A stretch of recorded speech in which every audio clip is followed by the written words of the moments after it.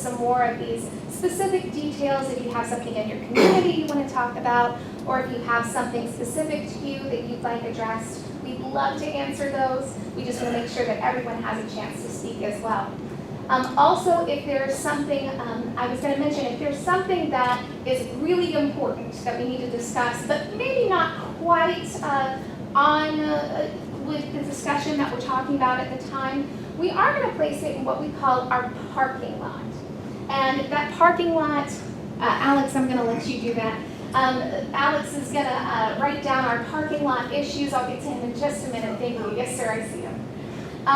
And so he's going to place those in our parking lot so that we can make sure that we don't forget about those issues, we don't forget about those questions or concerns, but that we address them during our Q&A session.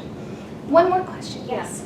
Going back with her question in regards to, and something that you said at the beginning of the meeting, was that after the water services governance, except for education, the schools, where would we have to go to talk about this?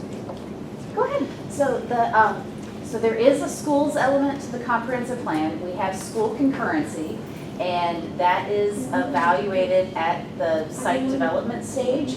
So during the rezoning process, they might say Armwood is overcrowded. There are a lot of things that take place between the rezoning and when the units are built and occupied. And if there's not school capacity and it's not addressed between that time, school concurrency will kick in and they won't be allowed to have their permits for that development. The schools element is something that we're in very preliminary discussions with the school district on about updating that as well. So that will come along with an update. It's just not what we're updating right now. And if I may add, it also was updated it's been updated more recently than when we started this entire comprehensive plan update. I think it was last updated in 2015. So some of these elements of the future land use element hasn't been updated since 2008 and in any substantial way. So that's really the next in line and what we're dealing with here.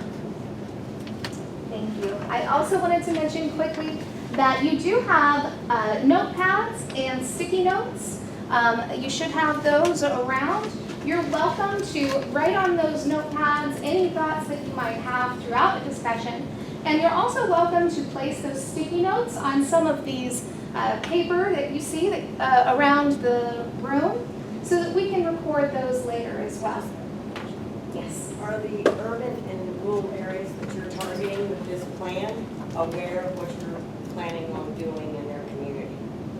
Well, when do you plan on making them aware of this? After you've decided for them or before you've decided? So I can tell you right now, we will not decide for our community. Our community will help us throughout this process. We're going to have 6 public meetings. We've already had one, that was last week, and we had over 50 attendees, which is great. We would love for you to help us spread the word about this. Wow. So absolutely, that's great. So as you're coming to these PAT meetings, their project advisory team meetings, we'd love for you to help us share the word on social media, or whatever methods. And I just want to underscore what you said in the presentation about the urban service area is the red that she showed on the map is adopted today. That's been in place since the early 90s. Any expansion of that urban service area, we're not going out and saying this area is going to become in the urban service area today or as part of this update of what we're saying is that between now and 2045, we need to study that and we need to plan for that because there's a lot that needs to go into thinking about that, including meeting with and talking with the community. And so we're going to put some policies in place that outline how that should happen and start that, then be able to start that conversation with those communities. So I don't want anybody to be fearful that like we're moving the line right now. That's a big conversation with a lot of planning that needs to go into it. Yes. I don't want to take up everybody's time, but is there a link that we can look up and see what these RP2, et cetera, things are? Yes. absolutely. If you go to planhillsborough.com. Grace, I can just send it to you. I was gonna say, we have your email. Like everything else. Yes. Really quick question, it's about the urban service area, and you mentioned suburban. Are we going to, at this 10,000 foot level, as you mentioned, going to identify suburban areas within the urban service area? Or is that we're going to maintain it, the urban service area is the urban service area? Right now, it's my understanding that the urban service area is what it is right now. We're not changing that. So what we're doing is trying to set up our future so that we can look at, we know that there are several communities who want density. So we want to be able to allow those communities that want it to be able to have it. So that's kind of what we're after, and things add anything. No, I would agree with that, with the caveat that, the communities will have a say, and some want more density, some might not want more density, so it's really a larger conversation.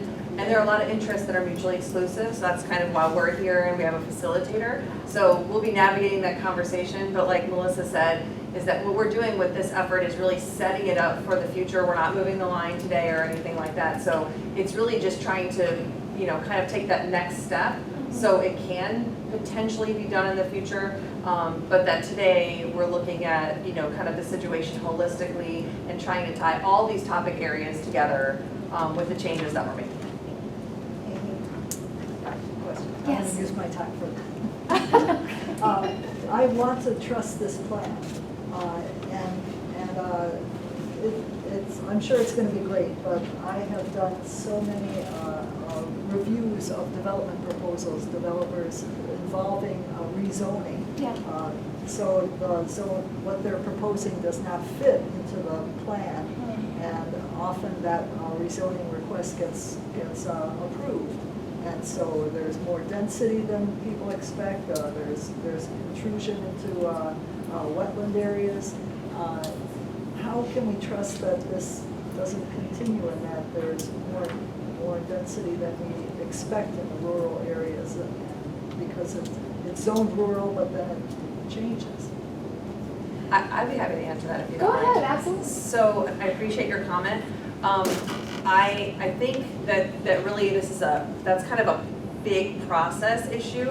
So at the Planning Commission, we make a consistency finding for rezoning, saying when we plan amendments, we control those in-house, we process those, but we make a finding. And then with that finding, it then goes to the Board of County Commissioners, say in the instance of a rezoning. We are one cog in that wheel. So what the Board of County Commissioners, what they choose to do with that information is what they choose to do with that information.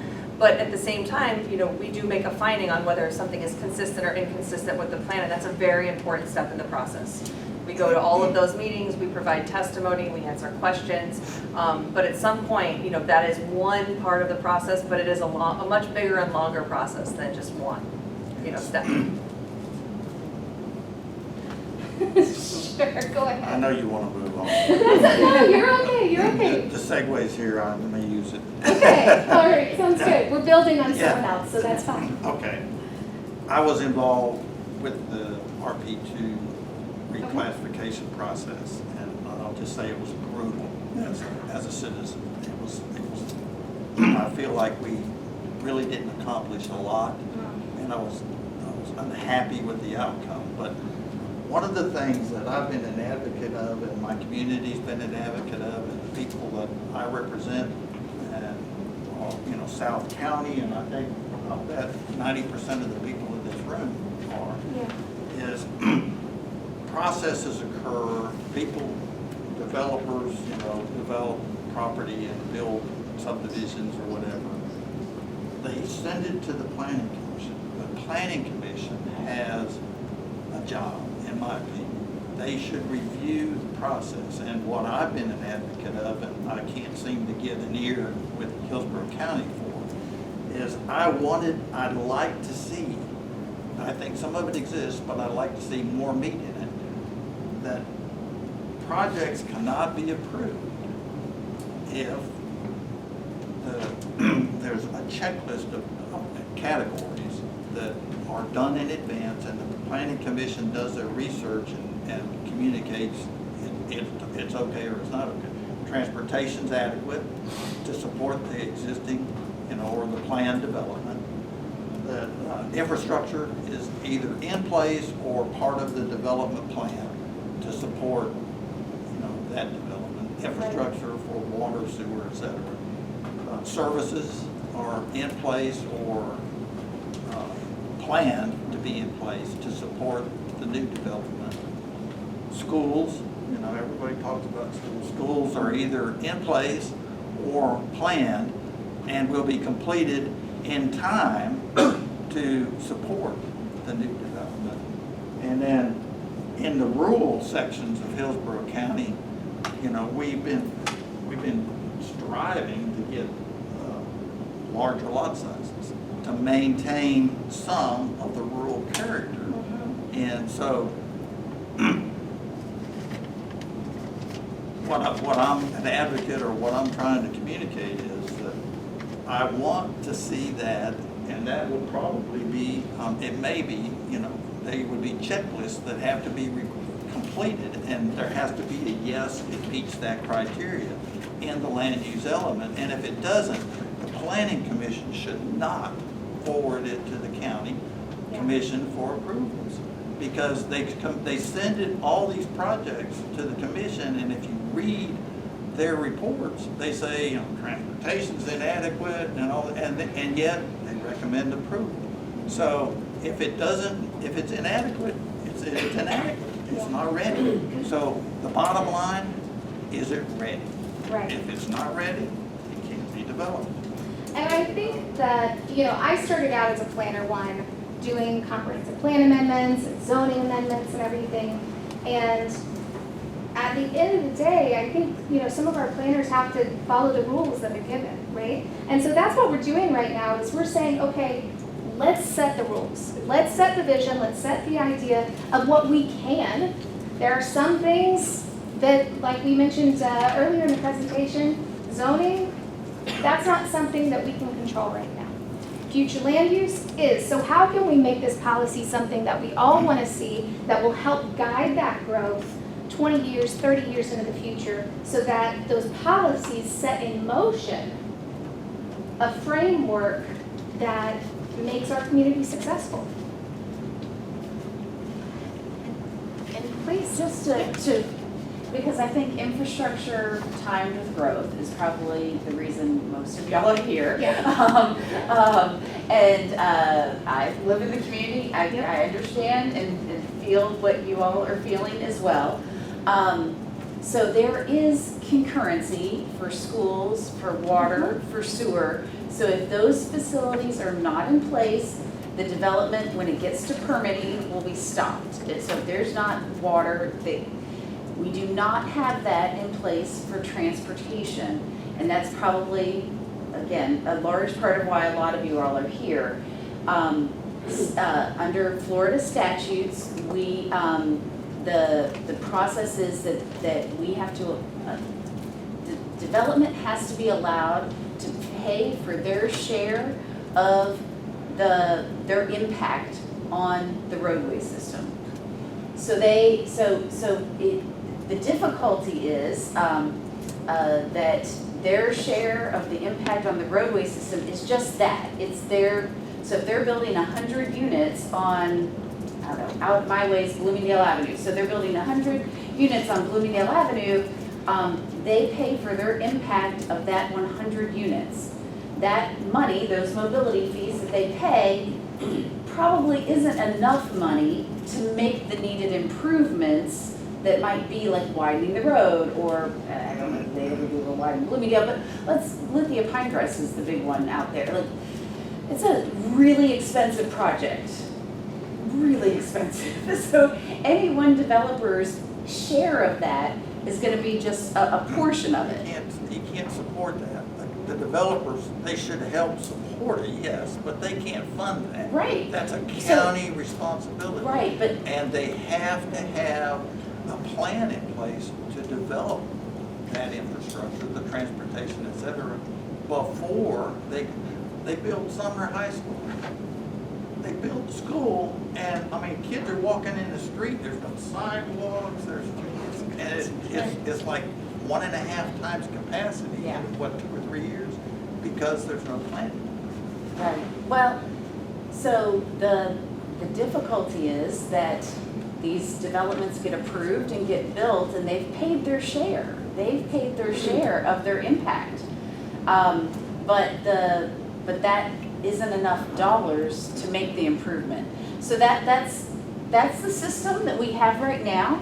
We definitely can get input on how we can improve upon that system, but we are constrained by what is allowed in Florida statutes for us to do in terms of, we can't have transportation concurrency like we have water and sewer concurrency. So I just want everybody to understand that.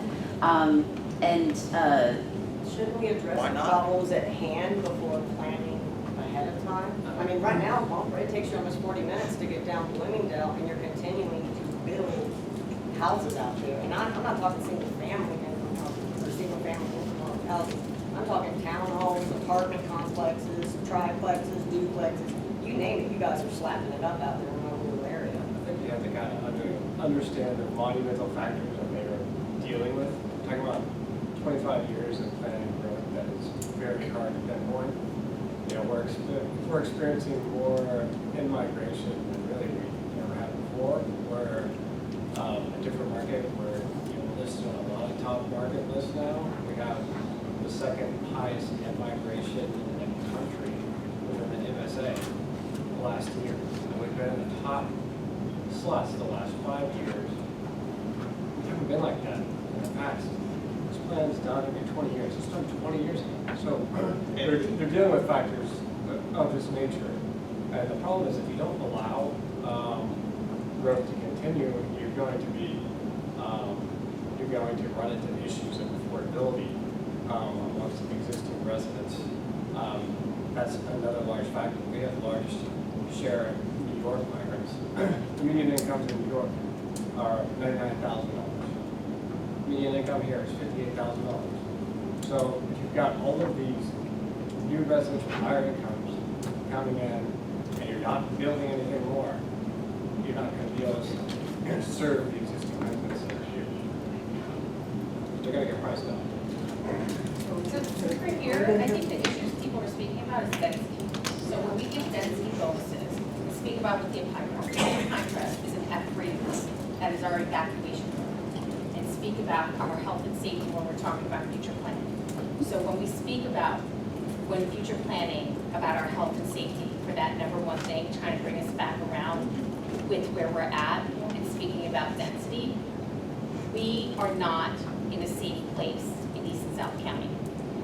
There's been several times in this year alone where we were a complete parking lot from Lithia Pinecrest Road to 75, where our emergency services could not even access us if there was an emergency, because we were bumper to bumper on every road out on 2 separate occasions. So all of our schools, all of our high schools are at 100% capacity, and our school district does not implement concurrency. They've only done it once. So when we talk about our health and safety and future planning, we must speak about density. Because in future planning and speaking about density, that directly impacts our safety and our welfare. Whether we can evacuate, whether there's a hurricane, in a 1-lane road from East and South County, which is the road that everyone needs to use from Tampa as well, to get to the east side of Florida. It is rural road, okay? So I believe what I'm hearing from my community members is we're speaking about, we have high density and a failing infrastructure, which is impacting our health, welfare, and safety to the extent that it's incredibly dangerous at this point for our children, for our families. And so that's all I have. Very well. I do want to let y'all know too that this is being recorded. We are going to be taking all of your comments and the answers, and if we can provide those comments to other areas outside of Plan Hillsborough that would be appropriate, we definitely will. And we're also happy to have those one-on-one discussions with you And, let's sit down, let's talk about it, let's talk about your specific needs so that we can make sure that all of those are addressed within this update to the best of our ability. With that being said, I would like to get to our discussion. We will have an open Q&A, I promise, at the end where we can continue this fantastic conversation, which is exactly why we brought y'all here. But out of respect for your time and to make sure everyone has an opportunity to speak, I'd like to open up our discussion with our first question, which is, what are the strengths of our comprehensive plan as it stands today? Does anyone have thoughts about that? Feel free to raise your hands. Strengths of the comprehensive plan. Yes, Yvonne. I recognize that it's helpful to have a plan in place, having grown up in Hillsborough County. I grew up in the U.S. University South Florida area, and it was rural when I was a child. It is nothing like rural now, and there was no planning at all in that development of the county. So I do appreciate the long-range planning that's going on now. Great, excellent. Did anyone else want to say? Yes. What I seem to be picking up is that what the county wants to do is expand out growth beyond the urban service area. Maybe not call it move the line, but allow development beyond the line. That's what I'm getting from this, that what you're trying to do is plan ahead for, well, we're going to build past this urban service area within 10 years. And then what happens is you get developers that come in and say, well, we're on the comprehensive future land use, that gives us the right to use that, to zone that. Well, what I can say is that that's not what we're going to be deciding today. We know that we have to plan for some kind of growth because we know growth is going to happen. So the question is, how do we do that? How do we grow? Where do we grow? And as we move forward in our discussions, we will be talking about that urban service area, if it should be expanded, what community plans wanted. And we'll dive deeper into that, especially at our August PAC meeting. But today, I wanted to see what are the strengths of our comprehensive plan. There's infrastructure, I really don't see the strengths. You gotta have the infrastructure to keep up with the building, and you just don't have it. It's not there. And you have everybody pretty much here against it.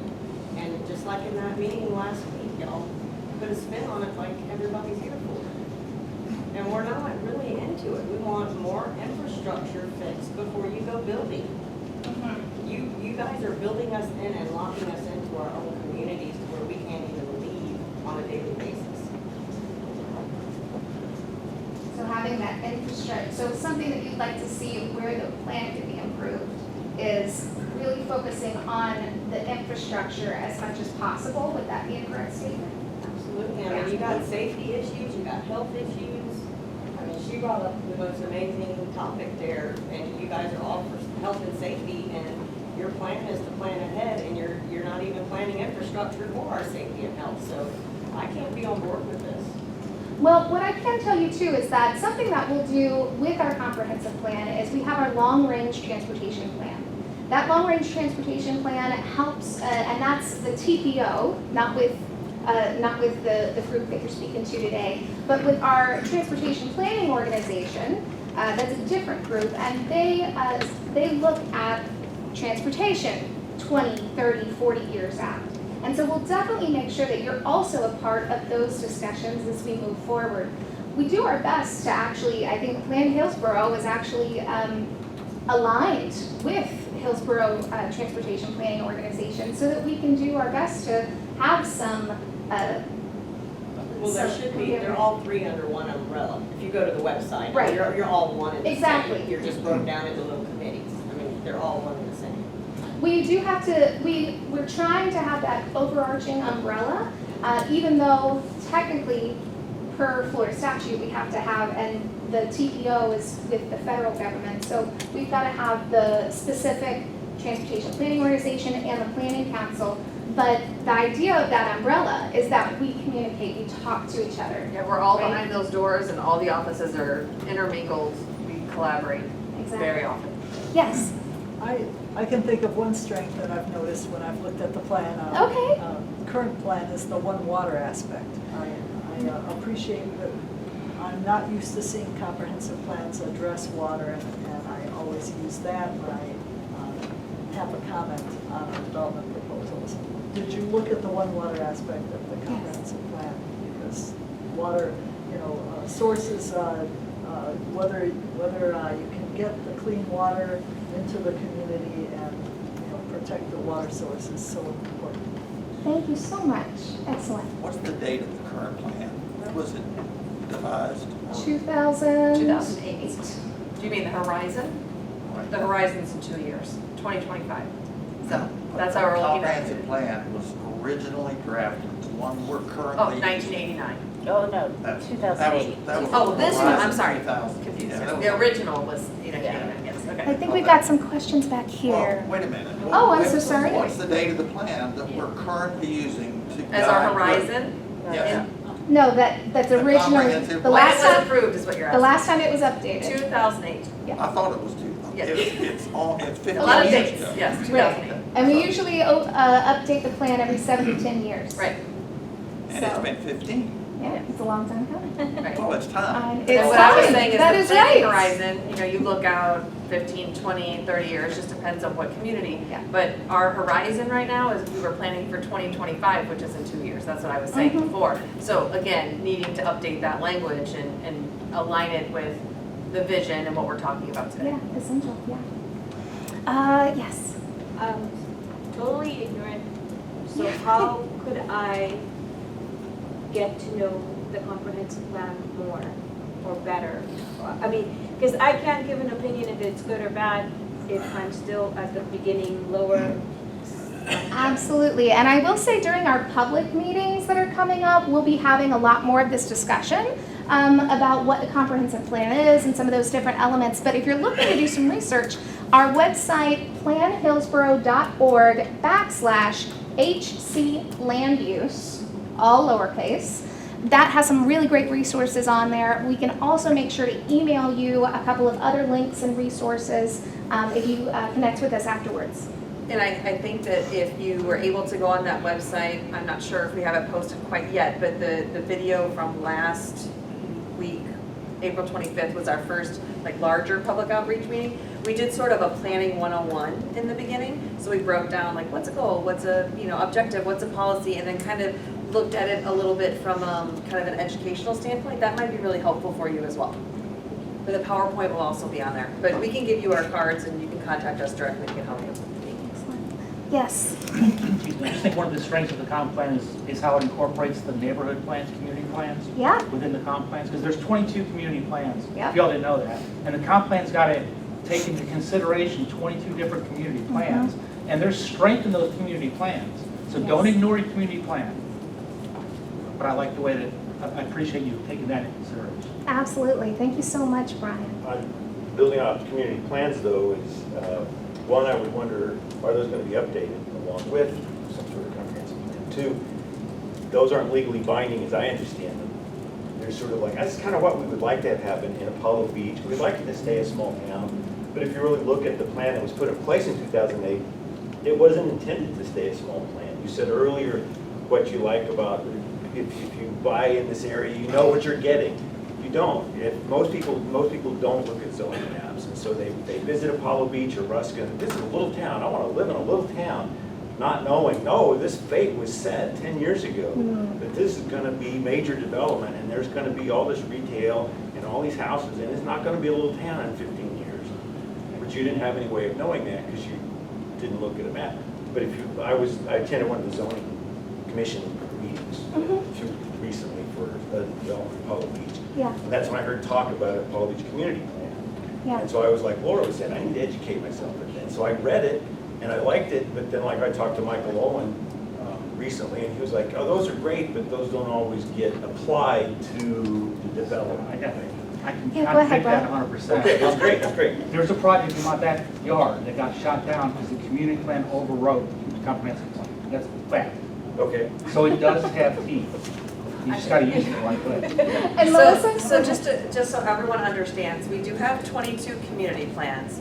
They are all adopted, just like the future land use element is adopted today. They are part of the livable communities element. So they are one branch, that's one element of the overall comprehensive plan. there are 22 separate plans in that overarching element. Each of them, each community has their own vision, and yes, we do use them for consistency findings. So those policies, that policy direction is binding in that it is adopted and effective, and we may use that as part of our consistency review, and we do so very often. Now, Not required to use it, but you. well, if something I can applies, promise you Melissa uses it. thank very you, often. Jake. I was saying that all of the communities spoke against this one project in Apollo Beach. Sure. And they cited the community plan as why this doesn't really fit the tone of Apollo Beach. But as I said to the meeting, I was like, well, this is a done deal. This was zoned for that particular use a long time ago. And that zoning is gonna win out over whether this is against the character of the community who builds a town center or whatever. So a lot of what I see in the Apollo Beach community plan doesn't really fit with what I see in Apollo Beach. Now, I will say that because there are 22 of them, and it's hard to keep them updated all the time, and we are in the process of updating a few. We're adding a new Valrico community plan based on board direction. So there is movement there, but it's kind of an arduous task to keep 22 plans constantly updated. But I'll also use, I think you mentioned Ruskin. So for instance, there's a vision of College Avenue in Ruskin that talks about where they want to see office, where they want to see commercial, tapering toward I-75, that's where it gets more intense. Like that, for instance, we look at that language. It's very specific language. Some of the community plan language could be a bit vague. Some of the visions might have some maybe more subjective language that we have to professionally look at, and someone else like the citizen might have, well, I don't think that fits in with that language, and it might not be as clear, but some of it is quite clear, and we do use that language a lot. If something is in a geographical area, because our county is so large, we look at that and we go right to the community plan, and that's part of our assessment. Jake and Cammie are some of the usual suspects we see for pre-submittal meetings. They see those comments from us very often. If that's in one of those geographical areas, we address it.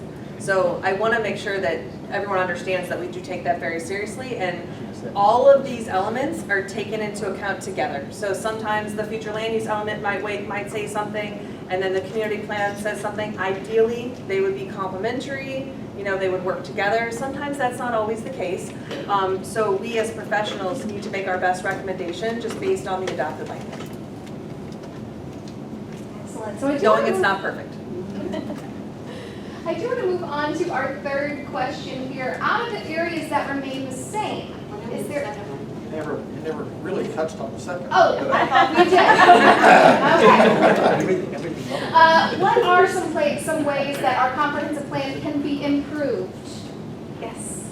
I would like to suggest that there be a consideration for sunsetting old zonings that predate the community plans. Those plans that have been in place for 30, 40, 50 years that are now being brought up, so well, we're zoned, we're grandfathered in. I truly believe that there should be a termination of an unused zoning it can't go on in perpetuity.